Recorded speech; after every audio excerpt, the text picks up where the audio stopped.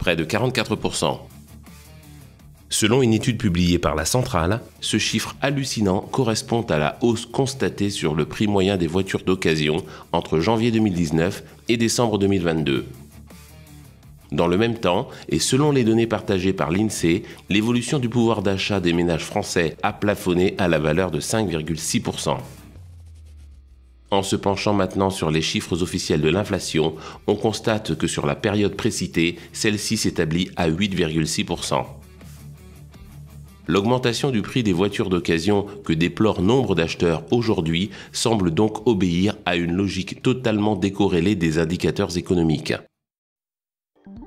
En parallèle, et comme le confirmait l'étude citée plus haut, de plus en plus d'acheteurs de voitures d'occasion, même à petit prix, n'ont d'autre choix que de solliciter un financement. Ainsi, en 2022, le recours au crédit pour acheter une voiture d'occasion aurait ainsi progressé de plus de 15% à marché constant. Nombre d'observateurs au budget serré, inquiétés par cette situation, se posent désormais les questions suivantes. Quelles sont les raisons de la hausse du prix des véhicules d'occasion? Et celle-ci est-elle durable?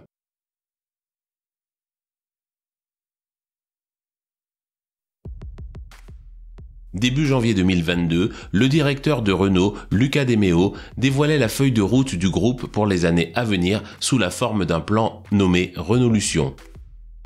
Un des volets de celui-ci était l'augmentation de la marge opérationnelle de l'entreprise. La réduction du volume des ventes était le premier levier évoqué.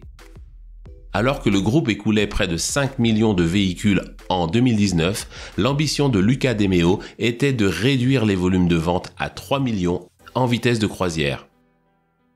Oui, mais voilà, en parallèle, l'augmentation substantielle du prix de vente des véhicules était prévue. Le but, accroître la marge sur chaque produit vendu. Depuis, le premier constructeur français est loin d'être le seul à avoir appliqué cette stratégie. En effet, début juin 2023, une étude réalisée par l'agence de notation financière Fitch Ratings confirmait que le prix médian de l'ensemble des voitures neuves vendues en Europe avait augmenté de pas moins de 40% entre 2020 et 2022. Découragés par cette gigantesque inflation sur les véhicules neufs, de nombreux acheteurs ont donc dirigé leur choix vers le marché de l'occasion. Dans le même temps, le volume de voitures d'occasion disponibles sur les parcs n'ayant pas augmenté, l'application de la loi de l'offre et de la demande permet d'expliquer simplement le résultat suivant: une pression grandissante sur les véhicules de deuxième main et en corollaire l'augmentation de leur prix de vente. Comme si les mesures explicitées plus haut ne suffisaient pas à dérégler le marché des véhicules d'occasion, un autre problème est également venu accentuer ce phénomène: l'allongement des délais de livraison des voitures neuves. Attribué successivement aux pénuries de composants électroniques s'étant fait jour depuis l'époque Covid, puis aux conséquences de la reprise du conflit ukrainien début 2022, toujours est-il que les divers épisodes d'arrêt d'usines de production de composants ou d'assemblage automobile observés ces dernières années semblent encore aujourd'hui difficiles à rattraper. À la hausse monstrueuse du prix moyen des véhicules neufs s'ajoutent donc de forts retards de livraison. Il n'en fallait pas plus pour que de nombreux clients potentiels se tournent vers le marché de l'occasion, augmentant de fait artificiellement la valeur des véhicules le composant. Si la disparition des moteurs thermiques des concessions automobiles européennes à partir de 2035 est aujourd'hui actée, à l'inverse, la liste des motorisations disponibles à la vente en 2023 donne le tournis. Essence atmosphérique, diesel turbocompressé, essence turbocompressée, hybride classique, mild hybrid, hybride rechargeable, bioéthanol, GPL, 100% électrique, à hydrogène. En parallèle, le déploiement programmé des zones à faible émission à l'horizon 2024 ainsi que des zones à trafic limité à Paris dans les mois qui viennent et leur cortège d'interdiction de circulation pour certaines catégories de véhicules ont pour effet de plonger de nombreux acheteurs potentiels de véhicules neufs dans le flou le plus intense. On comprend dès lors la prudence de ces derniers, préférant à l'achat d'autos neuves et onéreuses une position attentiste, se rabattant sur le marché de l'occasion, limitant par là même le risque de perte d'argent dans le cas probable d'obsolescence prématurée de leur acquisition. Mais la transition vers les véhicules électriques a également un autre impact sur le marché des voitures d'occasion. Malgré des chiffres de vente en constante progression, il faut se rendre à l'évidence.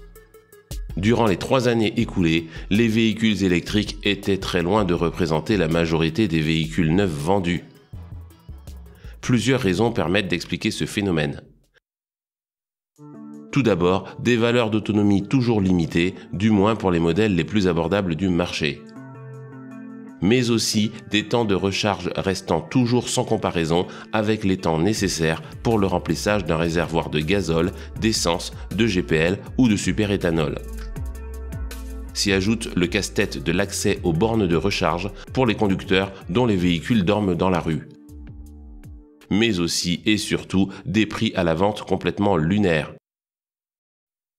Exemple, la Renault Zoé, pourtant présente depuis 10 ans sur le marché européen et dont tant les coûts de développement que l'outil de production sont donc très probablement amortis depuis longtemps. De dimensions et de prestations comparables à une Renault Clio, elle s'affichait à plus de 35 000 € début juin 2023.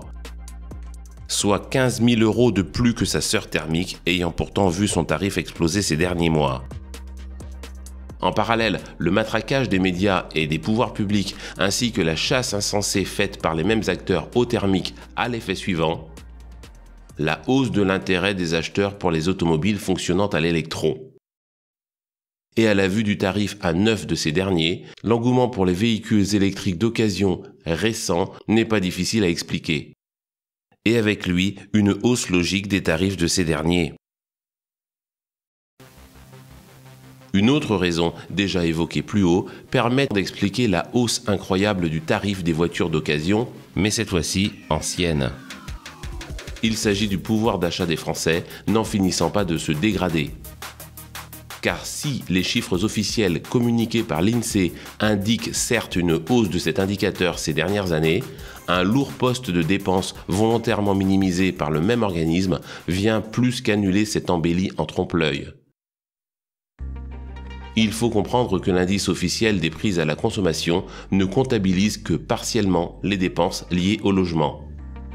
En effet, incluses seulement à hauteur de 14%, celles-ci ne prennent en compte que les loyers et non pas les prix d'achat immobilier.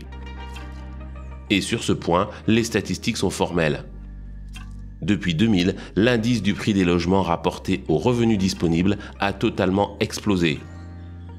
Comparé à la majorité des pays supposés riches, la France a même pris la première place toute catégorie des dépenses liées à l'achat d'un logement rapportées aux revenus disponibles par ménage.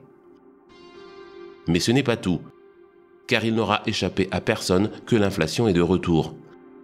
Inférieure à 2% en 2021, elle a vu sa valeur annuelle subitement bondir à plus de 5% l'année passée. Le ralentissement sur la vente des logements observé récemment sur le territoire n'a toujours pas eu pour effet la baisse réelle du prix de ceux-ci. Au contraire, l'indice des loyers est en forte augmentation depuis 2 bonnes années. Aucun revenu supérieur au minimum légal n'étant officiellement indexé sur l'inflation en France, les revenus de la plupart des Français, et donc principalement des acheteurs potentiels de véhicules d'occasion, se sont donc vus rognés d'autant. Leur pouvoir d'achat s'étiolant au fil des mois, nombre d'acheteurs de voitures d'occasion se rabattent sur les véhicules les plus anciens. Et par voie de conséquence, la cote de ces véhicules devenant denrées rares n'en finit pas de monter. Si une baisse éventuelle dans les prochaines semaines semble à exclure, il est cependant impossible de prédire avec certitude si les prix des voitures d'occasion resteront élevés à moyen ou long terme ou s'ils baisseront.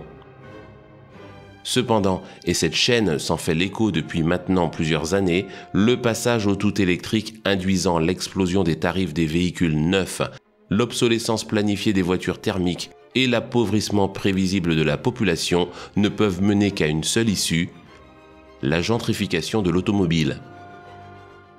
et avec elle, la probabilité que les voitures usagées s'arrachent encore longtemps à prix d'or.